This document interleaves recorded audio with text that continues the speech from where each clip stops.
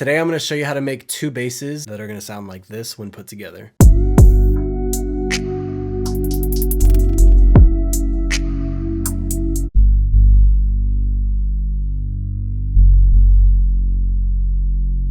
All right, so we're gonna go ahead and open up a new software instrument. We're gonna go over to Arturia and we're gonna locate the Juno plugin. Then we're gonna hit this menu button at the top, hit new preset. We're gonna turn this on, bring the sub all the way up, bring the frequency down super low, maybe to like 100-ish, bring the resonance up quite a bit, and then we're gonna give it some release.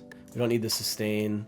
We're gonna bring up the attack a little bit, and this is just to get rid of like that clicking sound. So you can mess with that until it goes away. And then to get a wide effect for this plucked bass, turn on the chorus, turn off the chorus noise.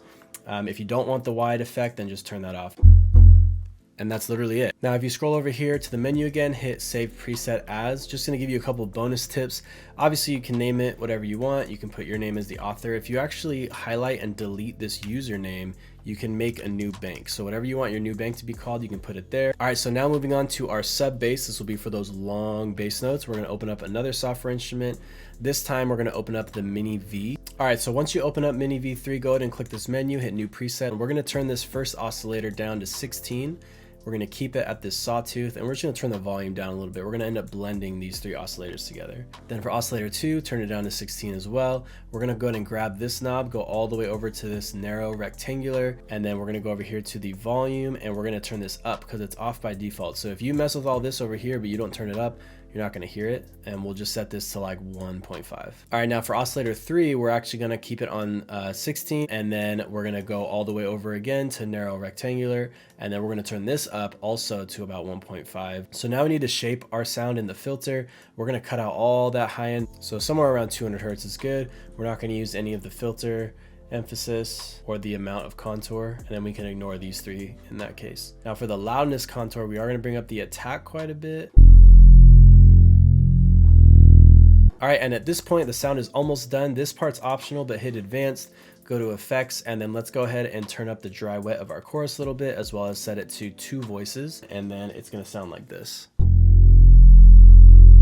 So you're gonna get that nice wide sound again, kind of like we did with the plucked bass. And then like usual, we're gonna go ahead and save this preset, name it whatever you want. And from there, you can add your tags, add a comment, all that kind of thing. Now, if you actually open a track with Analog Lab on it and locate the 2 presets, there's a couple more steps that we're gonna do to really polish these sounds up. So in the first one, I've named this one Bass 1, go-to, because it is kind of my go-to. This is the sub, the longer one with the mini.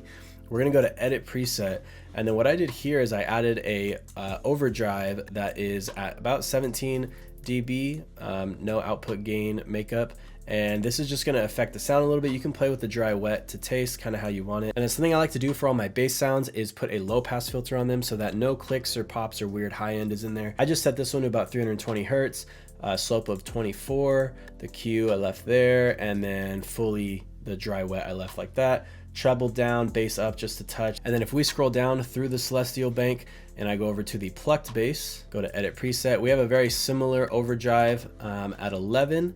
I don't have the wet up all the way. So for this one, I don't want it to be too overdriven, for lack of another word. Very similar low pass filter. I let a little bit more through, but I left it at around 490. But yeah, those are the final touches on those 2 sounds. Now you have them. So now that we have the sounds made, let's go ahead and hear them with the beat again.